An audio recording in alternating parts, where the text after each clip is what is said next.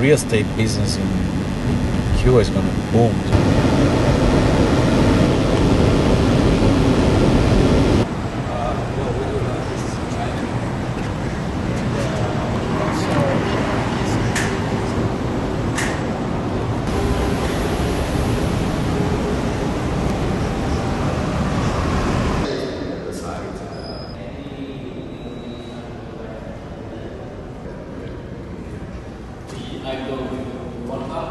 Kính thưa quý vị khán thính giả của chương trình PhoBolsaTV, liên quan tới vấn đề đầu tư để có thẻ xanh đi Mỹ theo dạng EB5.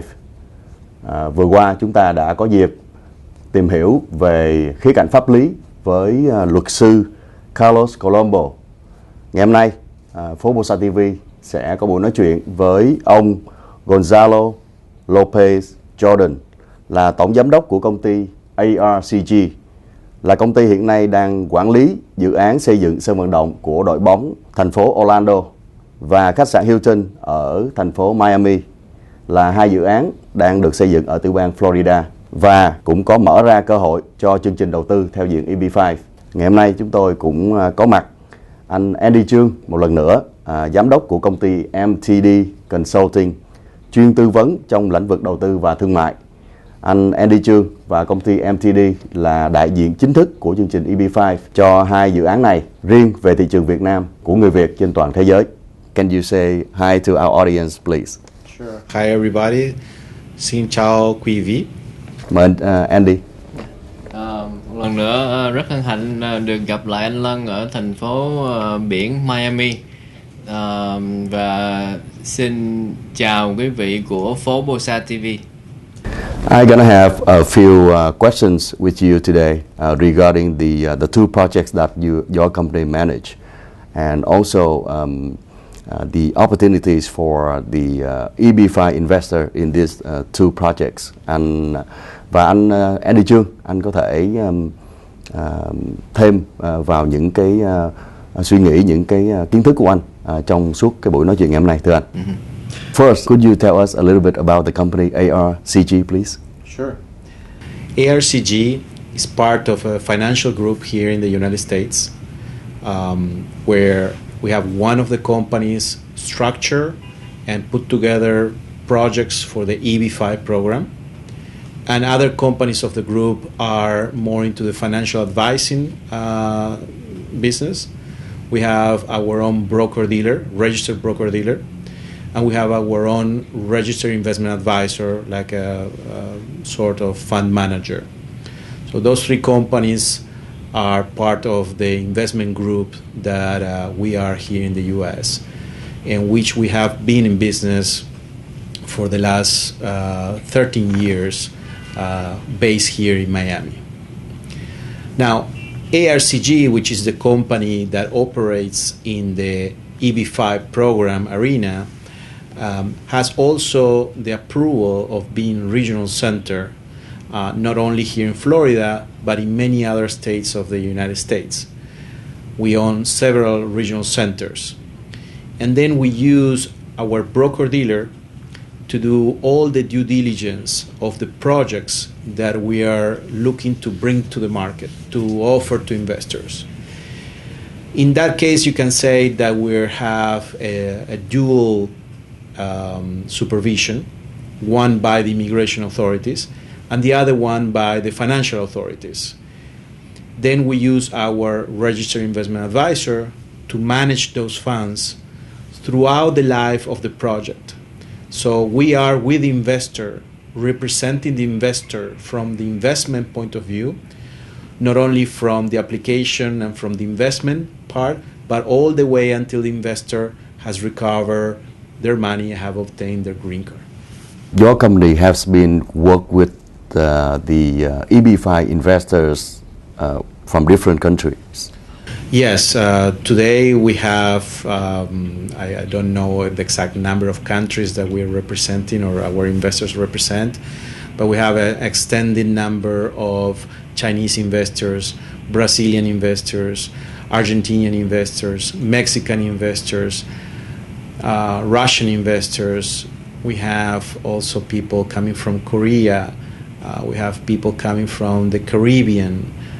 So we can say that we're a kind of a United Nations family here. Any Vietnamese investors just yet? Not yet. We're looking forward, especially with Andy, to bring these opportunities to the Vietnamese market. We haven't been in the Vietnamese market yet, so we're very excited and we're looking forward to this partnership. So currently we have 7 projects that we're managing for the EB5. Correct. We are currently in the market with our 7th and 8th project. All our previous projects have obtained approval from the immigration authorities. All our previous projects, all the investors have been approved their green cards. So we're very happy to say that we have a 100% approval rate in terms of the green card approval. Mình muốn nói là cái công ty của ông Gonzalo này á, là nói chung là một công ty quản lý về dự án cho những nhà đầu tư. Quản lý ở Florida thì hiện giờ nó có 2 cái dự án. Một cái là sân vận động stadium cho đội tuyển Orlando City, mà như anh đã cũng biết là đang xây dựng. Một cái ở downtown Miami là cái khách sạn Hilton, mà cái công ty này có rất nhiều kinh nghiệm đã và đang quản lý 7 dự án cho chương trình EB5. Okay, well, we're going to talk about 2 projects today. First, can you talk something about Orlando Stadium? Well, Orlando City Soccer is one of the most successful teams in the MLS, or the Premier League here in the United States, the Premier League for soccer. Soccer or football, it's funny because in the whole world it's called football, but here in the United States we call it soccer to differentiate it from American football. So Orlando probably, as I said, is one of the most successful teams within the MLS in terms of people that attract to their games, the franchising, the branding of Orlando. I imagine that you could live and experience that by yourselves when you recently went to see a game of Orlando.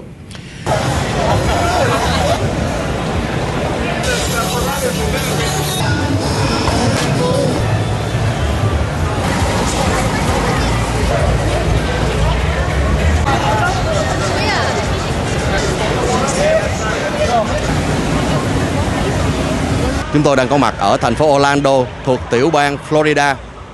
Và nơi đây chúng tôi đã có mặt ngay trước sân vận động của đội tuyển bóng đá thành phố Orlando. Và ngày hôm nay vào lúc 8 giờ tối, tức là còn khoảng 10 phút nữa mà thôi, sẽ có trận bóng rất đặc biệt giữa đội tuyển Orlando City và đội Houston.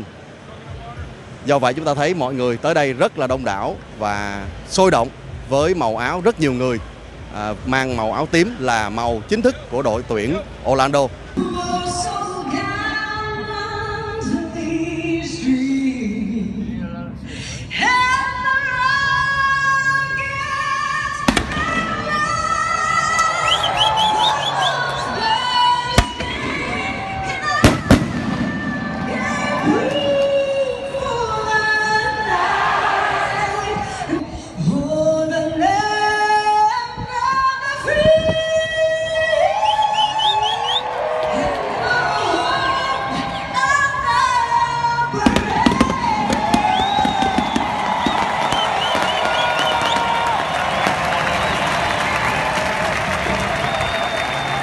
Bản quốc ca Hoa Kỳ đã được nổi lên và trận đấu giữa hai đội Orlando City và đội Houston sẽ bắt đầu ngay bây giờ.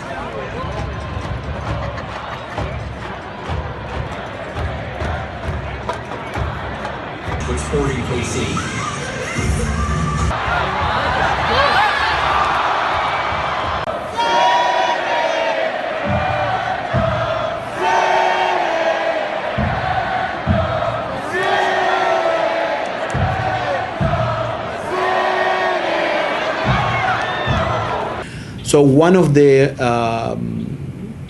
requirements that the league, that the MLS has imposed on the team, is that the team has to build its own stadium, its own football-specific stadium. Today they're playing in a rented stadium, which is American football stadium, and therefore is a much larger stadium. But one of the requirements of the league is that they build their own stadium. In fact, this project, this EB5 project, tends to finance part of the construction cost of that new stadium that they're building in downtown Orlando. Dự án sân vận động cho thành phố Orlando á, nó rất là hấp dẫn, là một cái là sân vận động đầu tiên của tiểu bang Florida đặt tại thành phố Orlando. Mà cái dự án này á, thì là được rất nhiều tầng chính phủ, từ mayor rồi tới governor ủng hộ về mặt giấy phép, chấp thuận, và ngay cả cộng đồng Orlando người Mỹ rất là hào hứng khi mà mình có một cái stadium mới để cho tương lai phát triển cho đội Orlando City. Thì cái đội Orlando City này á, là có cầu thủ thí dụ như là Kaká, là một cầu thủ trong đội tuyển Brazil, đã từng đá giải World Cup, rồi người ta đã được đầu tư vô dự án với số tiền rất là lớn, gần 200 triệu đô la cho cái dự án đó. Cho nên nó lợi thế trong cái vấn đề EB5 của mình á, là cho những nhà đầu tư Việt Nam á, là mình thấy có thể là rất là yên tâm, tại vì nhà đầu tư đã bỏ vô tiền vô, dự án đang xây dựng và chính phủ hỗ trợ rất là mạnh mẽ, thì cái đó là cái điểm rất là tốt cho cái dự án đó. For your information, Kaká is a name very familiar to the Vietnamese, especially Vietnamese soccer fan. And I saw right here the ball with like the signature from the whole team, and probably have Kaká a signature here, right? Yeah. Can you find it? Let me see if I can find it. Who else in here? All the team. This ball was presented to us when we started working with the team in the construction of the team. And yeah. No, that's not Kaká. This is Kaká. Okay, let me show you too. And actually, I can give you or show you one of the shirts that we have signed by Kaká. Okay, great. If you can. This is the ball. The construction for the stadium is ongoing. Can you share with us what is the stage of the development right now? It's a beautiful stadium. It's been designed by a company called PhoBolsaTV, which is the leading architectural firm in the designing of sports arenas really all around the world. This stadium is going to have a capacity of 25,500 spectators. It's been built in the heart of the downtown Orlando, and construction started around the month of November of last year, of 2015, and is well advanced already.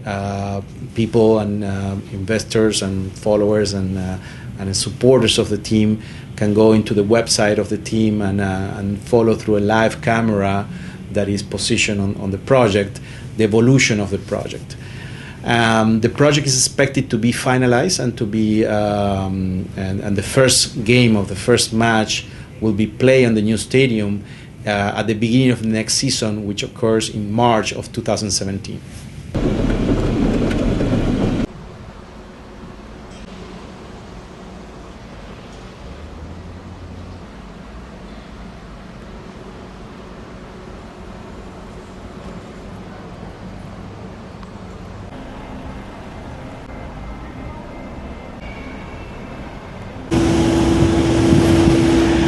Đây là công trình đang được xây dựng cho một sân vận động của đội tuyển bóng đá thành phố Orlando City, nằm ngay trung tâm thành phố Orlando. Công trình có giá trị gần 200 triệu đô la, trong đó 45 triệu đô la dành cho chương trình EB5 là chương trình đầu tư để có thẻ xanh sang định cư ở Hoa Kỳ. Công trình dự kiến hoàn thành vào năm 2017. And Andy. 2017 is the completion or the ceremony of the It's team both. first game. It's both. There's a compromise from the team to the league that they will play the first game of the 2017 season in the new stadium. So it has to be completed by March of 2017. Very soon. Thank you very much. The second project is the Hilton Hotel right here in Miami. Correct. Can you tell us about that project, please? Sure. That project is called Triptych Hilton, and it's going to be a hotel, a Hilton Curio Hotel, in the area of Midtown in Miami. Probably one of the areas that is most developing in the Miami city. You have the meet of three particular neighborhoods in Miami, which is a Design District, Wynwood, and Midtown. So from an artistic point of view, from a fashion point of view, and from a development point of view, it's a project that puts together three different type of elements. The first one is going to be a hotel, 252 rooms hotel, and the other one would be retail space for different type of businesses to stay there, and the third one would be office space for different type of offices that want to be in the area and develop and cash into the great advancements that area is experiencing right now. Để mình nói về một chút về khách sạn, tại sao mình đã chọn cái Hilton thì như Và anh cũng nói luôn về một tí về thành phố biển Miami rất nổi tiếng này.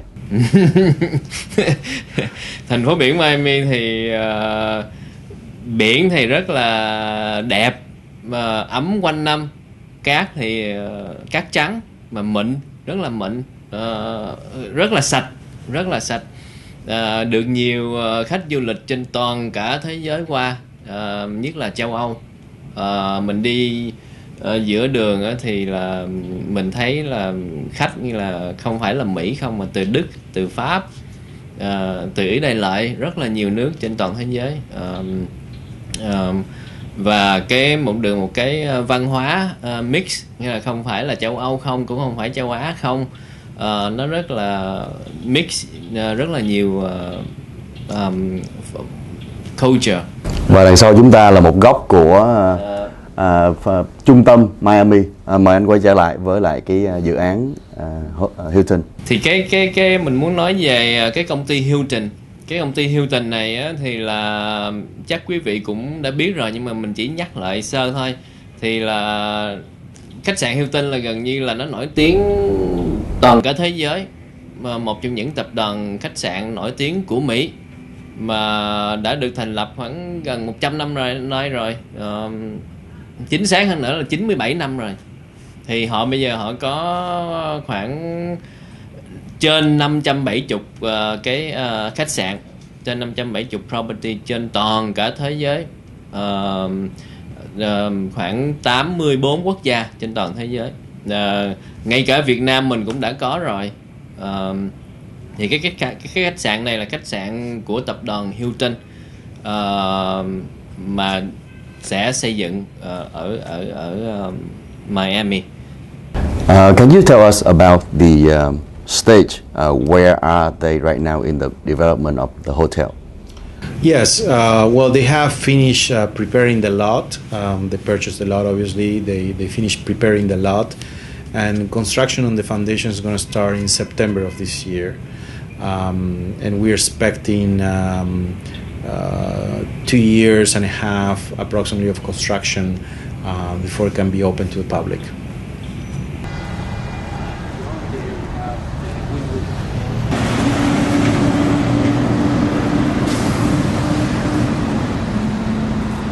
Chúng tôi đang đứng ngay tại vị trí sẽ xây dựng khu khách sạn Hilton ở thành phố Miami, và ông Gonzalo sẽ nói đôi chút về khu vực này. This is a very particular area because this is the climax of the growth of Miami currently. On our back there, we have the Design District. The Design District is an open mall with high-end stores like Louis Vuitton, Prada, Hermes, Dolce & Gabbana, Gucci. And then you have on my right here the whole development of Midtown, which is the most upcoming and developing residential area. And then on my back here, you have the beginning of Wynwood. Wynwood is the more artistic and trendy area here in Miami. The construction is going to start by the month of September, October of this year. And it's a project that is going to take 2.5 years to get developed. So we're thinking about by 2018-19, we'll see the whole completion of the project, which, by the way, is very needed in this area because there are no hotels whatsoever. Một lần nữa, ông Gonzalo đã cho biết là khách sạn này sẽ bắt đầu khởi công xây dựng vào khoảng tháng 9, tháng 10 của năm nay và dự kiến trong vòng 2 năm rưỡi sẽ hoàn thành và bắt đầu đón khách, có nghĩa là khoảng cỡ chừng năm 2019.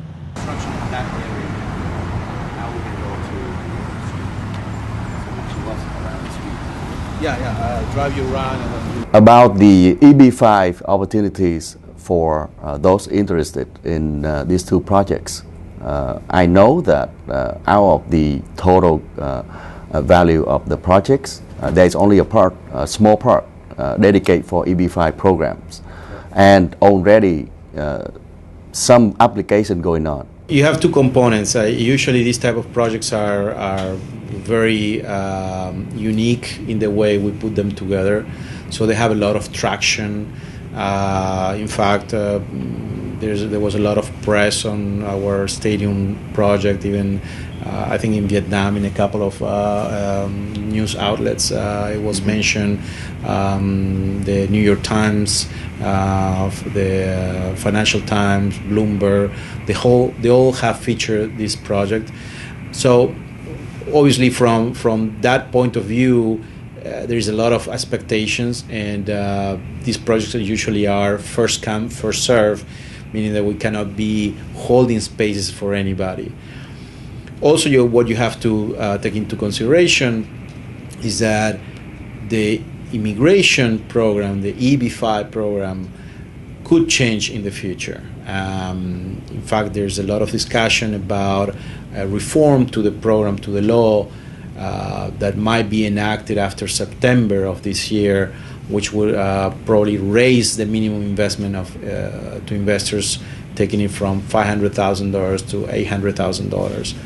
Still something that has been discussed and has been negotiated, but there is a high probability that happens. So again, I think the time to act is now, because when these type of projects are, again, very unique, they're very well put together in terms of the immigration strength that these projects offer to the investors. In one case, you have a stadium that construction has already started, so jobs have already started creating. And remember that two of the fundamental requirements of the EB5 projects are investment and job creation. And in the case of the Hilton project, you also have a project that is that has done all the preliminary work, that is starting construction in September. But most importantly, we already have the developer giving us proof of interest from the bank to finance the project. He has already contributed a lot of money, equity, into the project, and he has the commitment with us to fund any shortfall in the EB5. So in that sense, each investor that comes, each Vietnamese investor that comes to this project is not dependent of us finding the total amount of investor or the application of anybody else. And that's a huge relief. And I think that talks very highly about all the things that we look into structuring a project before we bring it to the market. So those are, in a nutshell, the strength that these projects bring to investors, to investors all around the world and Vietnamese all around the world. We believe that also job creation, which is a fundamental component, is very important. In one project, we need 900 investors, and we're 1,000 and something jobs created, and we are creating over 2,000. In the other one, we need to create 600 jobs, and we're creating over 1,400 jobs. So the cushion of job creation is very important. It's another peace of mind for the investor into get involved with this type of projects. And without saying the execution teams, the execution team of Orlando, as I said, the second most followed team in the MLS league, the execution team and the Hilton Curio, Triptych Hilton Curio, people that have a long trajectory in development, specifically in hotel development. They own different hotels, not only here in the U.S. but also abroad. So those are the things that we really look into before bringing a project to a table. That everybody is very competent, that they know their staff, that they have had prior experience, that they put a lot of their personal wealth into the project, so they have a big stake at risk into the project, so they're not going to let the projects die, they're not going to let the projects go. And on the other hand, that the project is completely either funded or there is a committee to fund whatever shortfall of EB5 money is needed to complete the project. You have just mentioned earlier that in the near future, the money for the investor might be raised in the very near future. Correct. It is the law, or the program gets it's a law passed by Congress, and Congress has the ability to change the law and to change the minimum requirements. We have to say that the EB5 program is not a new program. It's been in place since 1992. And for all this time, it has been a minimum investment of $500,000. But it will require an act of Congress, or at the very least an administrative act from the immigration authorities to raise the minimum amount of investment. It's not up to us, nor to the project to decide that. Để nói về EB5 mà những cái điều kiện mà Sở Di trú đòi hỏi cho cái chương trình, thì thứ nhất là cần tạo ra được một số công việc làm mà hai dự án này đã nhận rất nhiều nhân viên làm việc rồi, mà người ta đã được nó kêu là vetted, đó là được ngân hàng kiểm duyệt, immigration, Sở Di trú người ta đã được theo cái quy trình kiểm duyệt rất là kỹ càng. Thì cái dự án này á, là ở trên Orlando sân vận động á, thì là 45 triệu người ta dành riêng ra để mà kêu gọi đầu tư cho chương trình EB5. Trên cái tổng tổng số là 200 triệu cho cái sân vận động, thì 45 triệu á, là được kêu gọi cho dự án EB5, chương trình EB5. Số tiền còn lại thì ai sẽ đưa vào? Số còn lại thì nhà đầu tư người ta đã chứng minh được tài chính của người ta đã có số vốn đó rồi, thì thành phố mới được mới approve rồi, chứ không phải là hiện giờ mà người ta đi kêu gọi đầu tư để mà người ta xây dựng cái dự án đó. Có EB5 tiền đầu tư của EB5 hay không thì dự án nó vẫn tiếp tục thôi, nghĩa là người ta đã có số vốn rồi. Cái chương trình đó sẽ hoàn tất. Chỉ cái đặc biệt á, là cái tốt á, là nhà đầu tư người ta chia một phần ra thí dụ như 45 triệu ha cho Orlando City để mà kêu gọi đầu tư cho cái chương trình Green Card, thì cái lợi điểm của mình ở đây á, thì là cái dự án nó rất là mạnh, được chính phủ hỗ trợ.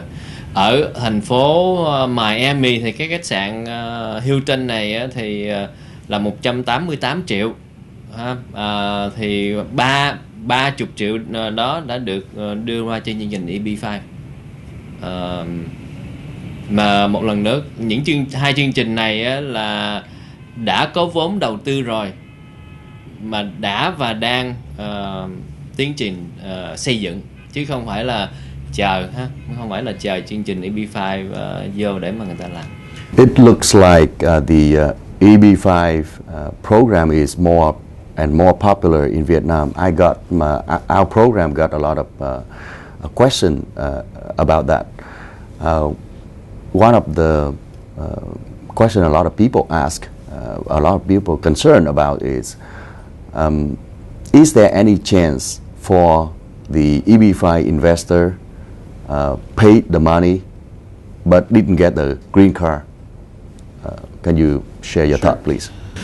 Well, we spend a lot of money, as I said before, on the structuring of the project. So we have a high degree of confidence that each project that we put together complies with every single rule and requirement of the EB5 program.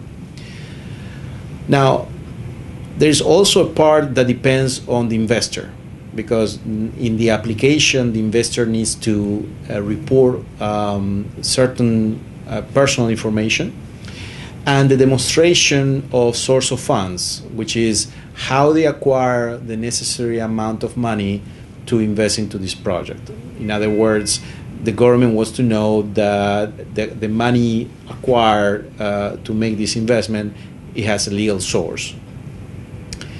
And that is what the investor, together with their immigration attorney, put together. For us to accept an investor into our project, we require certification from the immigration attorney, certifying that has reviewed that information and that according to him or to her, that information it complies with the requirements of the EB5 project.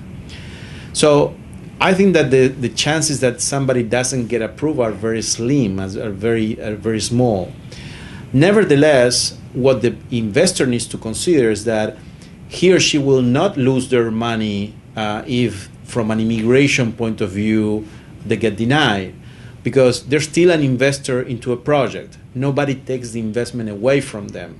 So they're still entitled to receive the financial benefits of that investment.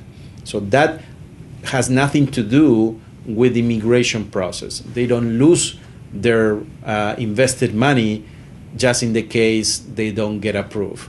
But obviously, we are the first one that are interested that every single client that we have gets approved, and that's why we do work a lot with the investor and with their immigration attorneys to make sure that each single application is as complete as possible, so they don't run into any trouble when it's presented to the U.S. authorities. That's why you have very impressive slogan on the Orlando project. Our goal is your green card. Our goal is for you to complete the process. Our goal for you is to become a U.S. resident and to move and live in the United States. I don't think we ever have one single denial yet. No, our company has always received full authorization and full approval of all the investors that we have presented for the green card. Another question regarding the investment is there a chance for the investor, EB5 investor, if they successfully get the green card and come here, have their money invest to the project, if they somehow in the future they choose to take the money out from the project to invest to somewhere else of their choice, can they do that? Sure, they can do that. It depends. Each project is different in that sense. we tend to build all our projects with a time horizon of 5 years, because that's what we calculate that for investors, especially Vietnamese investors, is going to take them to do the application, get their application approved, obtain the conditional green card, remove the conditions of that conditional green card, and then after that, obviously, then the investment is not related to the immigration status anymore. So therefore, we look for them, and they have the opportunity, depending on which project, different alternatives on how to either sell their participation or redeem the participation. Thank you very much, both of you, for the information today regarding the EB5 program. Before we ended our section today, can you share some final thought to our audience, please? Yes, obviously I want to thank you, Len and Andy, for coming to our offices today.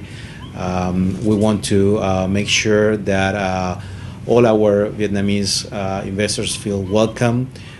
We're very eager and very glad to work with MTD Consulting in Vietnam to develop the message, to assure, to answer all the questions that investors might have, and to give the investors, the Vietnamese investors, not only in Vietnam but all around the world, the opportunity to find out about good, solid projects, well-structured projects that will assure them and that will take them through the whole process until they get their green card.